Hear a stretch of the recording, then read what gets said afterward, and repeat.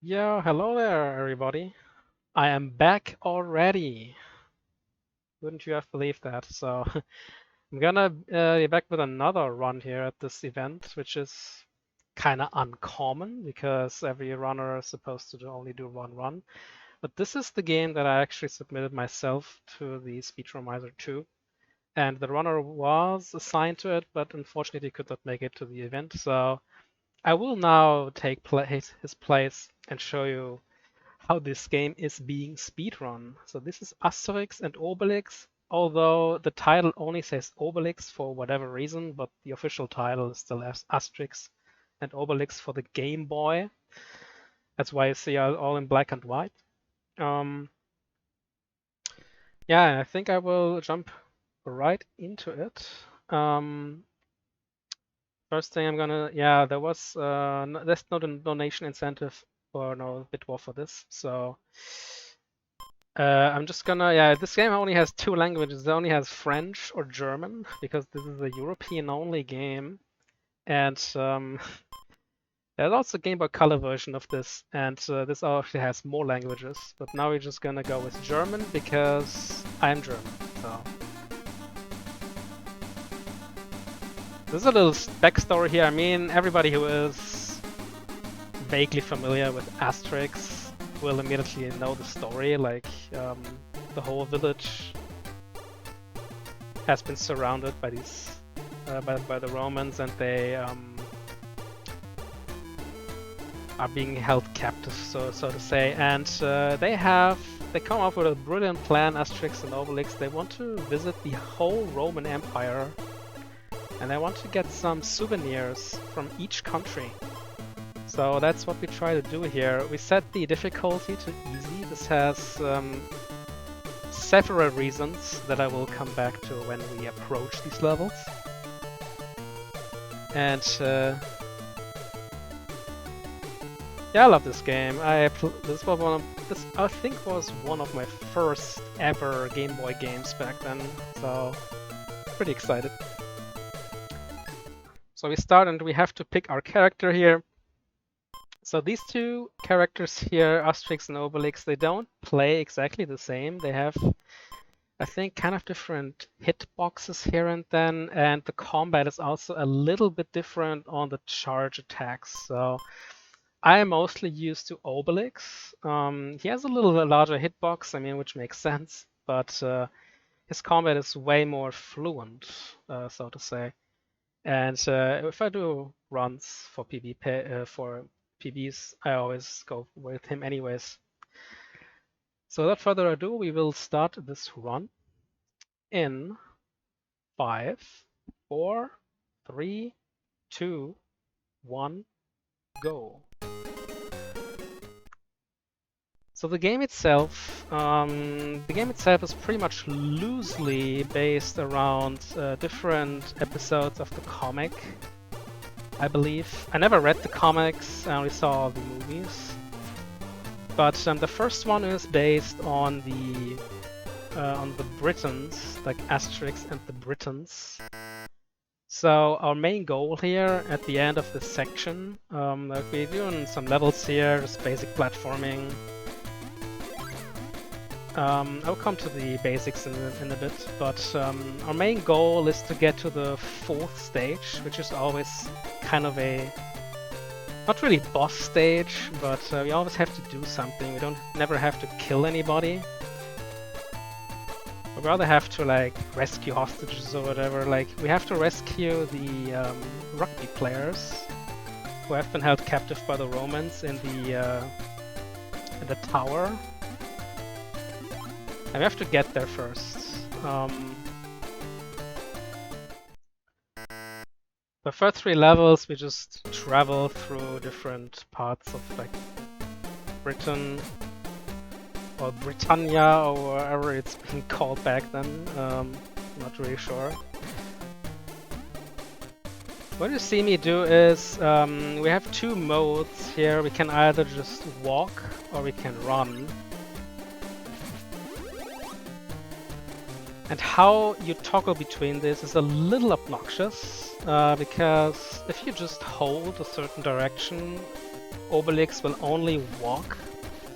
And to make him run, you have to double tap the button.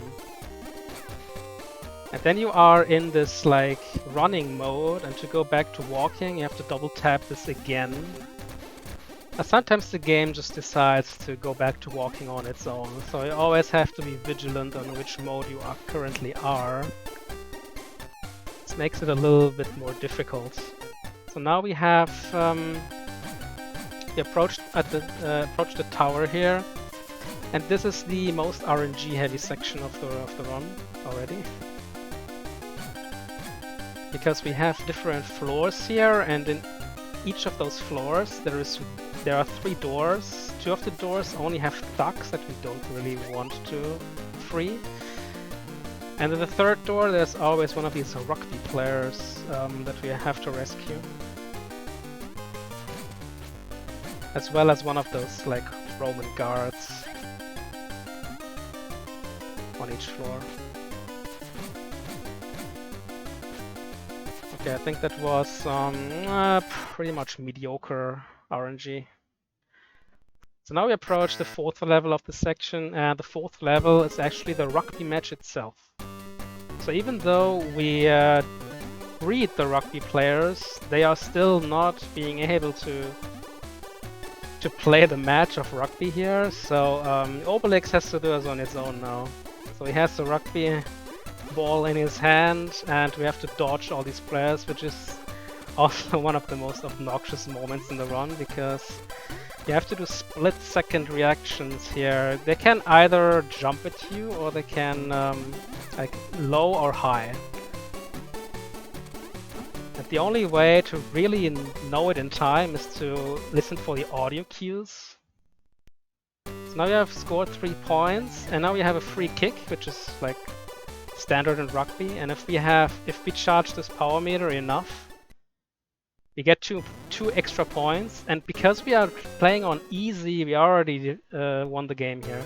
If we played this on difficult, then we would need to score 15 points instead, which means oops. Okay, we got a full health refill, let's go.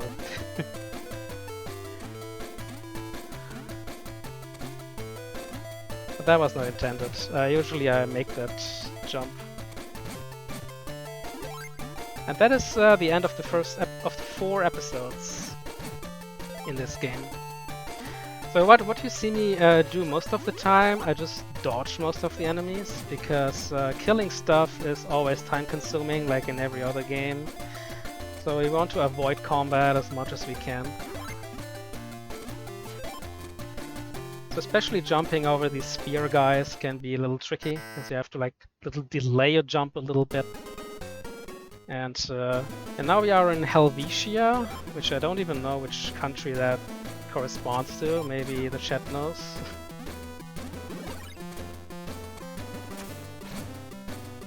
And this is the only auto-scroller of the game. We're just riding on a log here on some sea.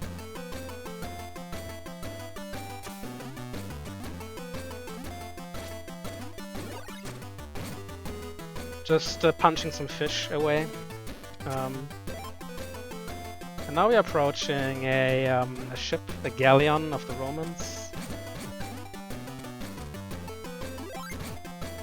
Again, here we just try to, like, sometimes I just fail, as you see, because it's kind of tricky to jump over these guys.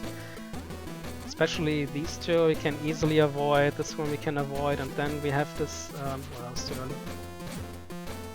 So these officers, they take 4 hits, but you always have the option of a charged punch. So if you punch and hold the B button, Obelix will actually not punch immediately, but he will charge his punch, and once you release it, you release a powerful super punch.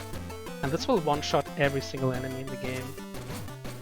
So for these officers who usually take 4 hits to kill, they take them out with 1 shot instead.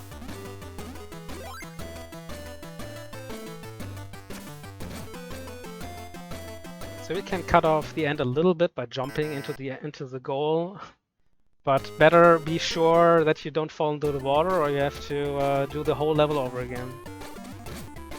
There are no checkpoints in these levels. If you die, you have to start from the beginning of the level again. So this level, as a kid, took me, I would say, like many months to even figure out how to play it. Because yeah, these icy hills here, you can only make it to the other side if you do this running here. And yeah, I mean, I didn't have any manual or anything back then for this game, so I had no idea how to do it. I had no idea that this running thing here even existed.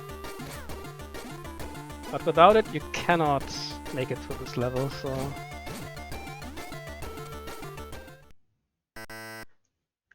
So now we are in Helvetia 4, and our goal is to rescue some guy who has been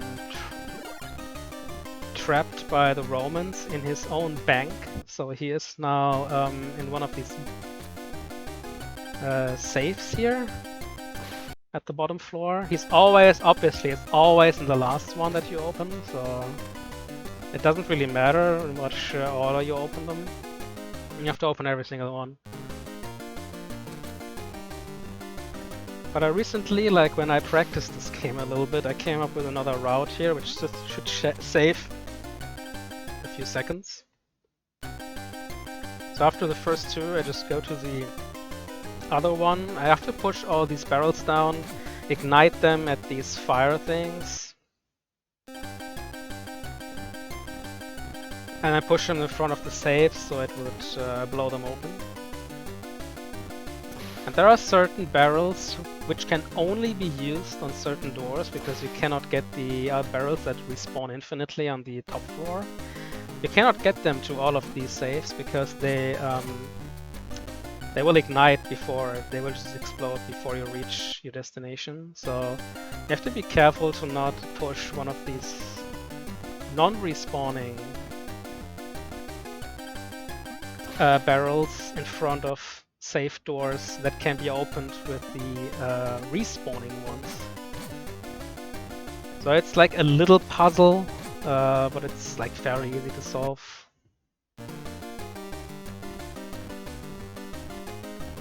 So we can save a little bit of time here. Like this pushing is fairly slow of the barrels, but we can save a little bit of time. Like you always see me like jumping halfway into these things, which pushes them forward really fast, a little distance. And this is the only way for us to save any time on this. I have to wait here a little bit until this explodes, because if I leave the screen before the explosion happens, the explosion does not happen. This is classic game logic back then. Just what you don't see happening didn't happen.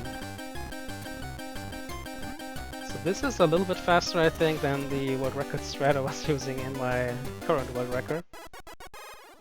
47, I think it's very decent. 47 seconds left on the clock. So that was the second phase, and now we're going to Greece. And this level is pretty cool. I came up with a pretty cool strat here, which skips half of the level. It's a little bit difficult to pull off, but let's see if I can do it. So this game has only one type of fall damage, and it is fatal fall damage. Like you either take no damage or you die instantly. And this fall that I just did there, and this fall as well, usually these falls would kill you. But because I landed on some of these item blocks, the fall damage was not severe enough to hit me. So this is one of the most obnoxious levels because it has a ton of enemies in it, and they all take 3 hits to kill. So you see me, instead of hitting him 3 times, you just see me charging up one attack, one big attack, like one super attack, and this takes him out. I just jump, charge the attack, and just kill him immediately. This is faster than just hitting him 3 times. Yeah, so this takes place in Greece, so this is definitely based on Asterix at the Olympic Games.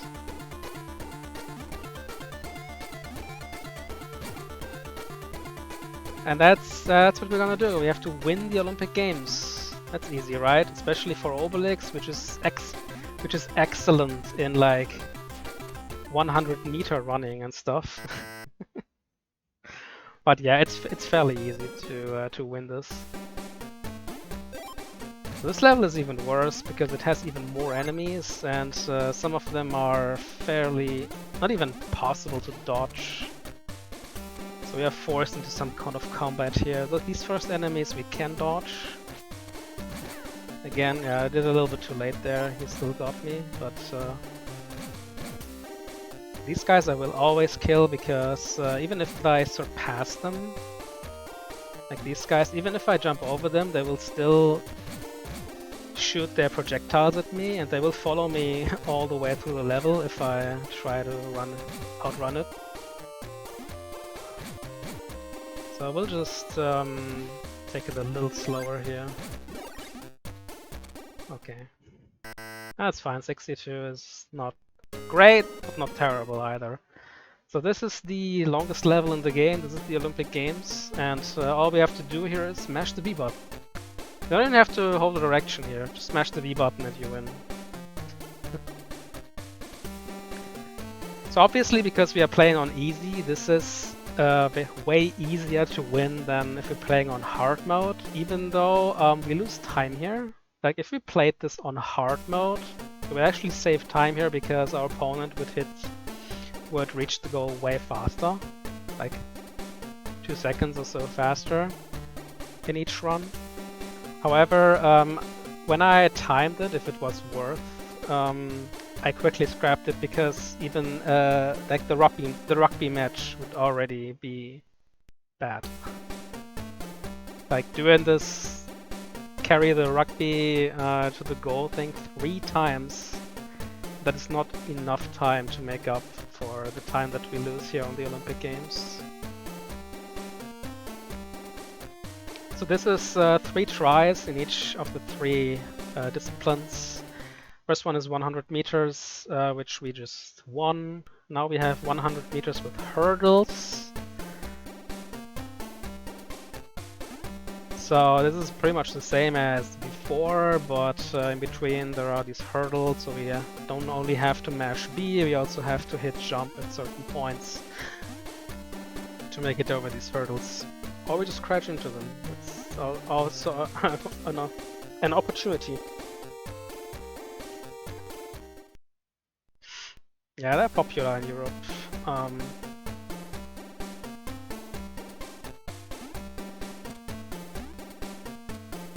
I mean, this game was made, I think, by Infogrames. I don't know what kind of company that is. Is that a French company?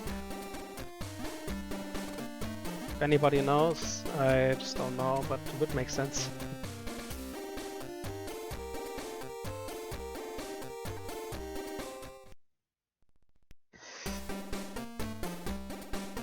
Yeah, so this is, as I said, the longest level. It's also not that exciting to watch. I mean, it's just doing the things 3 times in a row. And the third discipline, the third type of sports is spear throw.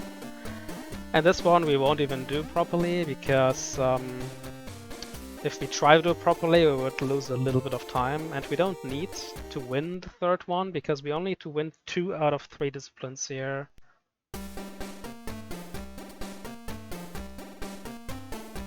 So what we do is we just throw it like this. So we want to make sure that our spear lands before the opponent's spear, because that means we don't waste time with our spears still flying through the air while the enemy's one has already landed. I guess it doesn't matter at all what we get here. It would be pretty easy to win this as well, but time is more important.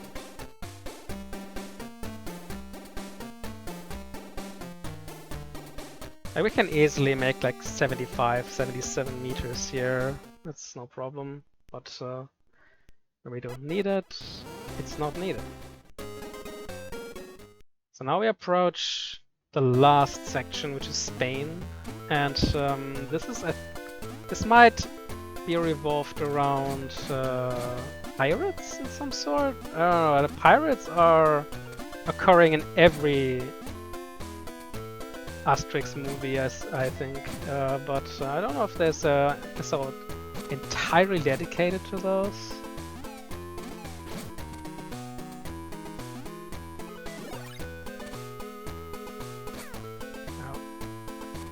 So here we can just skip a lot of the level by just taking intentional damage here.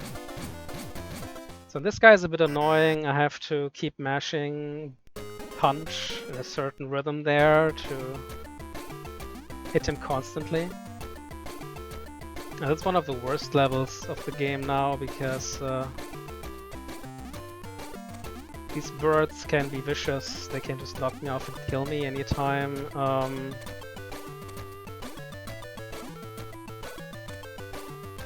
Oh, they didn't even hit me this time. Usually this third bird always hits me.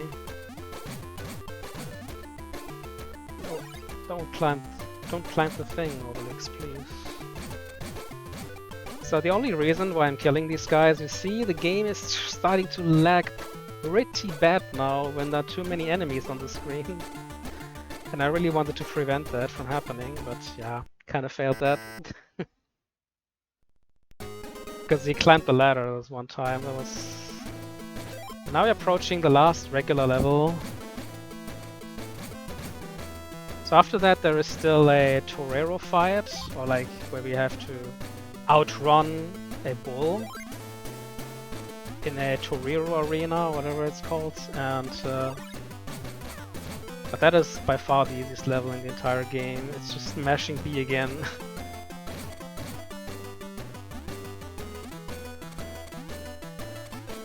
This level is quite difficult for a number of reasons. There are a ton of enemies here, and there are also pits that instantly kill you, there's fire, and there are these things.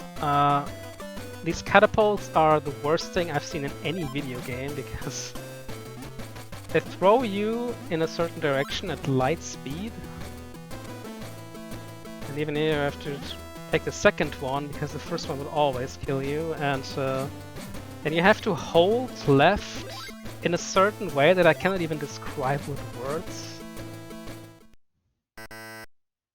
Now approaching the final level, time comes up when this bull hits the wall the third time. That's one. Like, don't listen to me because I am delayed, I guess. So as soon as it hits the wall the third time, it's time. For me, it's now.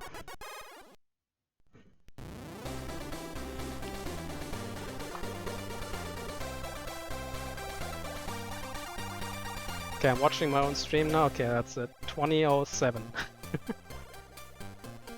Cool. 20:07. That's pretty cool. So we can now watch the credits a little bit here, or watch. I can't translate it to you. Like, now they have like visited every single country in the Roman Empire, and they have brought the souvenirs from the guys they rescued. And now they come up with the idea to put all these souvenirs in a treasure chest and send it to Julius Caesar, who is very excited to see it, like you can see. So they're just angering him. And they do their usual celebration after each adventure. And after that comes the credits, and then we have the final screen. And while the credits scroll, I say again, thank you very much, Speedromizer, for having me, and for letting me show the second game here as well, that I submitted myself. Pretty excited. 20:07 was my final time. That is only, I think, 24 seconds behind my world record, so very satisfied with that time. Very satisfied with that time. Alright, thank you Speedromizer crew, and thank you DJ Fatso and all the hosts and commentators and all the stuff that makes this event possible. You're doing a great job, and this is the final screen here. Ende der Geschichte, this is German, it means end of story, or fin del episode in French or something, and fin de la partida in Spanish. So